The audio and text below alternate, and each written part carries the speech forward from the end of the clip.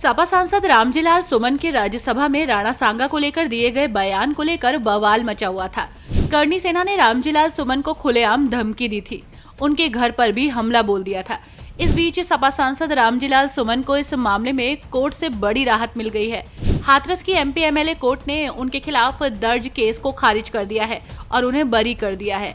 Court ने माना है कि ये टिप्पणी इतिहास की व्याख्या है और आपराधिक दायरे में नहीं आती। सपा सांसद के वकील ने बताया कि कोर्ट ने इस फैसले में कहा है कि सांसद का बयान जब संसद की कार्यवाही से हटा दिया गया तो उनके खिलाफ कोई मामला नहीं बनता। गौरतलब है कि सपा सांसद रामजीलाल सुमन ने 21 मार्च को राज्यसभा में राणा सांगा को लेकर बयान दिया था।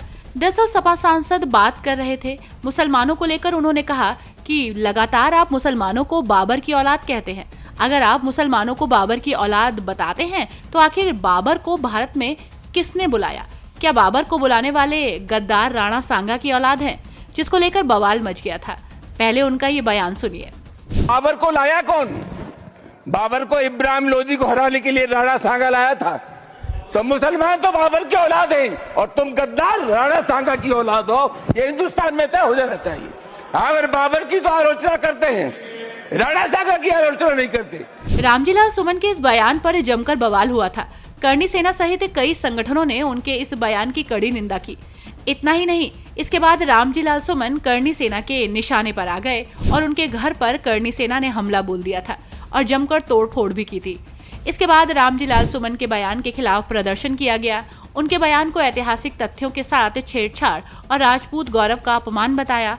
हालांकि विवाद बढ़ने के बाद सुमन के इस बयान को कार्रवाई से हटाने का फैसला किया, लेकिन इसके बाद भी करणी सेना के एक कार्यकर्ता ने सुमन के खिलाफ हाथरस की एमपी एमएलए कोर्ट में शिकायत दर्ज कराई, जिसमें उनके खिलाफ धार्मिक और सामाजिक भावनाएं भड़काने का आरोप लगाया गया, जिस पर सुनवाई करते हुए कोर्ट ने उन्हें बड़ी राहत दे दी है, जिससे करणी सेना को बड़ा झटका लगा है। राज्यसभा में राणा सांगा के ऊपर एक बयान दिया गया था और जब कोई बयान दिया जाता है राज्यसभा या लोकसभा में और जब वो कार्रवाई से निकाल दिया जाता है तो वहीं मामला ख़त्म हो जाता है। लेकिन कुछ लोगों ने उसको इशू बना लिया और न्यायालयों में वो मुकदमे पड़े। जगह जगह पर ये इस तरह के मुकदमे खारिज हो रहे हैं। सबसे पहले बनारस में खारिज हुआ, आज ये हाथरस में खारिज हुआ है। इसी तरीके से हरिद्वार में भी पड़ा है, सहारनपुर में पड़ा है। इसी आधार पर ये सारे मुकदमे खारिज होंगे। और रही बात छवि की, तो इसमें किसी की कोई छवि धूमिल नहीं की और ना ही माननीय रामजीलाल सुमन जी का ऐसा कोई उद्देश्य था कि हम किसी की जाति धर्म को या बिरादरी को हम जो ठेस पहुंचाने का काम करें, ऐसा कुछ नहीं था। और ना ही ऐसी कोई राज्यसभा में बात कही गई थी। लेकिन मीडिया ने उसको तोड़ मरोड़ करके पेश किया था और वो क्या नाम है, जब वो उसको पेश किया तो पब्लिक में आ गया तो लोगों में कुछ रोष हुआ। उनके जानलेवा हमला किया, उनके परिवार पर जानलेवा हमला किया, उसमें एफआईआर हुई, तमाम तरह की उनका घर तोड़ा गया, उनके बच्चों को जान से मारने का प्रयास किया। तो आज उसी के तहत जो मुकदमा था आज वो खारिज हो गया है।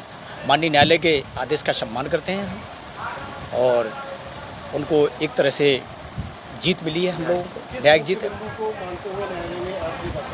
देखिए, मुख्य बिंदु ये है कि कोई भी राज्यसभा मेंबर या लोकसभा का सदस्य राज्यसभा में या लोकसभा में कोई अपनी बात कहता है तो उसकी वो अभिव्यक्ति की आज़ादी है।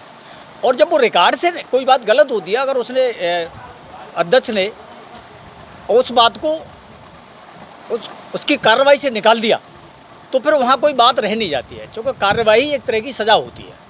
तो वहाँ उसको निकाल दिया गया था कार्रवाई से, अब कुछ शेष नहीं रहा।